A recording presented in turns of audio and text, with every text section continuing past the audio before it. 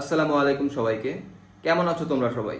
গত ভিডিওতে আমরা স্লাইড ক্যালিপার্সের সব কিছু ব্যাখ্যা করেছিলাম এবং এই ভিডিওতে আমরা স্ক্রু গজের সব কিছু ডিটেইলে ব্যাখ্যা করব এবং শেষে আমার হাতে যে কয়েনটি দেখতে পাচ্ছ এই কয়েনের যে পুরুত্ব সেটা আমরা এই স্ক্রু গজ দিয়ে মেজার করব।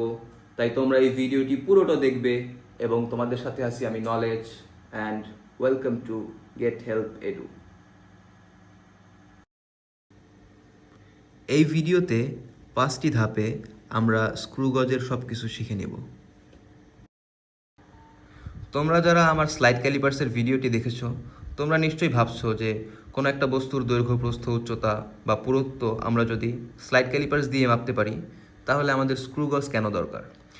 এক্ষেত্রে আমি বলবো যে স্লাইড ক্যালিপার্স দিয়ে আমরা যেসব বস্তুর মেজারমেন্ট নেই তার থেকেও যদি ক্ষুদ্র কোনো বস্তু থাকে আরও নিখুঁত, সেই বস্তুর মেজারমেন্টের জন্য আমরা স্ক্রু গজ ব্যবহার করি।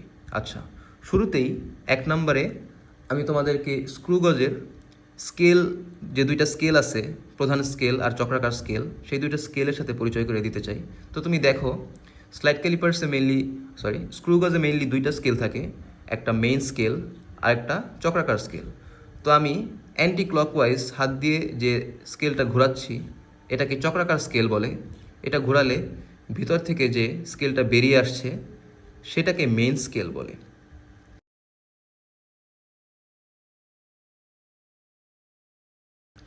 আর মেইন স্কেলের পার্টকে আমরা এম দ্বারা প্রকাশ করি। এখন আমি তোমাকে মেইন স্কেলে যে দাগ কাটাগুলো আছে সেইগুলো সম্বন্ধে একটু কথা বলি। দেখো, মেইন স্কেলে তুমি নিশ্চয়ই 0, 5, 10 এই নাম্বারগুলো দেখতে পাচ্ছ এবং এর মাঝে অনেকগুলো দাগ কাটা দেখতে পাচ্ছ। তো মেইন স্কেলে 0-র পরে নিচের দিকে প্রথম যে দাগটা সেই পর্যন্ত মাপটা 0.5 মিলিমিটার নির্দেশ করে। তারপরে উপরে যে প্রথম দাগটা সেটা 1 মিলিমিটার, নিচে যে দ্বিতীয় দাগটা সেটা 1.5 মিলিমিটার, উপরে যে দ্বিতীয় দাগটা সেটা 2 মিলিমিটার, এইভাবে করে সবগুলো মেজারমেন্ট হয়।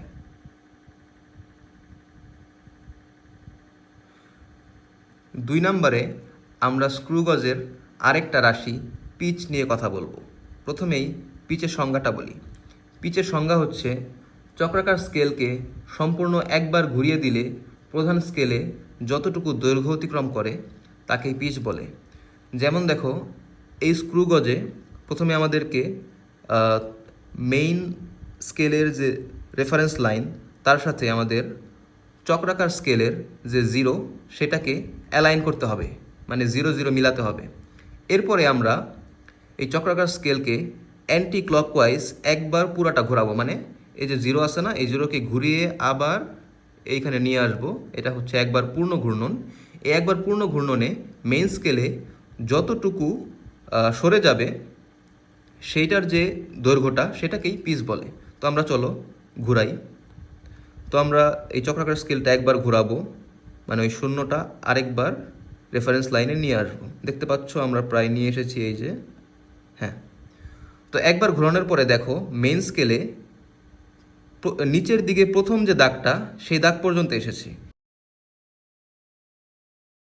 এবং আমরা জানি এই দৈর্ঘ্যটা হচ্ছে 0.5 মিলিমিটার। মানে চক্রাকার স্কেলকে একবার ঘোরালে প্রধান স্কেলের 0.5 মিলিমিটার অতিক্রম করে। তার মানে এই স্ক্রু গজের পিচ হচ্ছে 0.5 মিলিমিটার। 3 নম্বরে আমরা স্ক্রু গজের লিস্ট কাউন্ট বা লঘিষ্ঠ গণন নিয়ে কথা বলবো। তো লিস্ট কাউন্ট হচ্ছে কোনো একটা স্ক্রু গজের সর্বনিম্ন পরিমাপ যেটা একটা স্ক্রু গজ দিয়ে নেওয়া সম্ভব। এই কথার মানে কি? যেমন ধরো আমার হাতে যে স্ক্রু গজটি দেখতে পাচ্ছ সেই স্ক্রু গজের যে লঘিষ্ঠ গণন সেটা দেওয়া 0.01 মিলিমিটার। এই কথার মানে কি আমি তোমাকে বলি। এই কথার মানে হচ্ছে যে এই স্ক্রু গজ দিয়ে তুমি সর্বনিম্ন 0.01 মিলিমিটারের একটা পরিমাপ করতে পারবে, এর নিচে কোনো পরিমাপ তুমি করতে পারবে না। মানে ধরো তোমার কাছে 0.01 মিলিমিটার একটা বস্তু আছে, তুমি সেই বস্তুটা এই স্ক্রু গজ দিয়ে মাপতে পারবে। বাট তোমার কাছে যদি এর থেকে আরও ছোট, যেমন ধরো 0.005 মিলিমিটার বা 0.001 মিলিমিটার এই ধরনের বস্তু থাকে, এদের পরিমাপ তুমি এই স্ক্রু গজ দিয়ে নিতে পারবে না। কারণ এইসব পরিমাপ লিস্ট কাউন্টের থেকেও কিন্তু ছোট।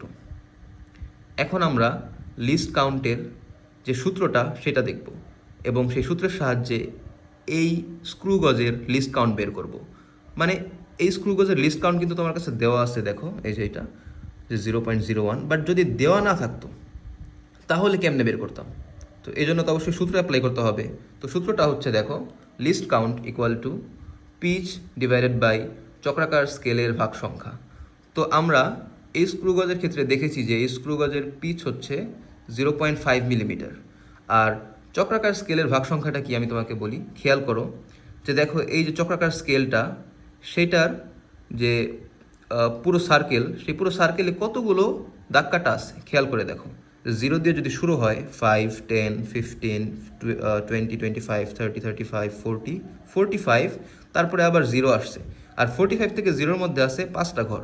তার মানে এই চক্রাকার স্কেলে 50টা দাগ কাটা আছে। তাহলে লিস্ট কাউন্টে আমরা 0.5 ডিভাইডেড বাই 50 দিব এবং লিস্ট কাউন্টটা দাঁড়াবে 0.01 মিলিমিটার, যেটা কিন্তু এই স্ক্রু গজের ক্ষেত্রে সত্য। 4 নম্বরে আমরা স্ক্রু গজ দিয়ে কোনো একটি বস্তুর দৈর্ঘ্য বা পুরুত্ব পরিমাপের যে সূত্র সেটি দেখে নেব। সূত্রটি হচ্ছে দৈর্ঘ্য L equal to M plus LC into C plus minus E. এখানে প্রত্যেকটা টার্মের মানে কি? প্রথমে এম মানে হচ্ছে প্রধান স্কেলের পার্ট, LC মানে লিস্ট কাউন্ট বা লঘিষ্ঠ গণন, সি হচ্ছে চক্রাকার স্কেলের পার্ট, যেটা আমরা যখন একটা বস্তুর মেজারমেন্ট করব একটু পরে তখন তোমরা দেখতে পাবে, এবং ই হচ্ছে ইরোর বা যান্ত্রিক ত্রুটি। এবং যান্ত্রিক ত্রুটি কিন্তু আমাদের এই স্ক্রু গজের ক্ষেত্রে 0, মানে যান্ত্রিক ত্রুটি নেই। কারণ কি, তুমি দেখো যে আমাদের স্ক্রু গজের যে মেইন স্কেলের রেফারেন্স লাইন আর চক্রাকার স্কেলের যে 0, তা একদম বরাবর অ্যালাইন হয়ে গেছে, আর অ্যালাইন হওয়ার মানে এই স্ক্রু গজের কোনো ত্রুটি নেই। 5 নম্বরে আমরা স্ক্রু গজ দিয়ে একটি কয়েনের, এই যে আমার হাতে যে 5 টাকার কয়েনটা দেখতে পাচ্ছ, এই কয়েনের পুরুত্ব মেপে নিব। তো চলো শুরু করি। প্রথমে আমাদেরকে স্ক্রু গজের যে চক্রাকার স্কেল সেটাকে অ্যান্টি ক্লকওয়াইজ ঘুরিয়ে একটু ফাঁক করে নিতে হবে। তারপরে সেই ফাঁকার মধ্যে আমরা আমাদের বস্তুটা বসাবো। বসানোর পরে আমরা যে র্যাচেটটা আছে স্ক্রু গজে, সেটাকে ঘুরিয়ে ঘুরিয়ে একটু টাইট করে নিব এবং ঘোরানোর পরে দেখতে পাবে যে একটা সময় পরে এরকম টিকটিক শব্দ করতেছে। যখন এই শব্দটা করবে তখনই বুঝতে হবে যে বস্তুটি ভালো মতো লেগে গেছে। এখন আমাদেরকে মেজারমেন্ট নিতে হবে। তো খেয়াল করে দেখো, আচ্ছা তার আগে আমরা এটাকে লক করে নেব যেন বস্তুটি বের হতে না পারে বা আমাদের মাপ যেন চেঞ্জ না হতে পারে। তো এখন আমরা মাপ নিব। আমাদের সূত্রটা যেন কী ছিল, L equal to M plus LC into C plus minus E. তো প্রথমে M কি? M হচ্ছে প্রধান স্কেলের পার্ট। তো আমি তোমাদেরকে আগেই বলছিলাম যে প্রধান স্কেল কি। এখানে খেয়াল করো, এই যে ভিতরে প্রধান স্কেল, তার মধ্যে দেখো প্রধান স্কেলে কয়টা দাগ পার করছে।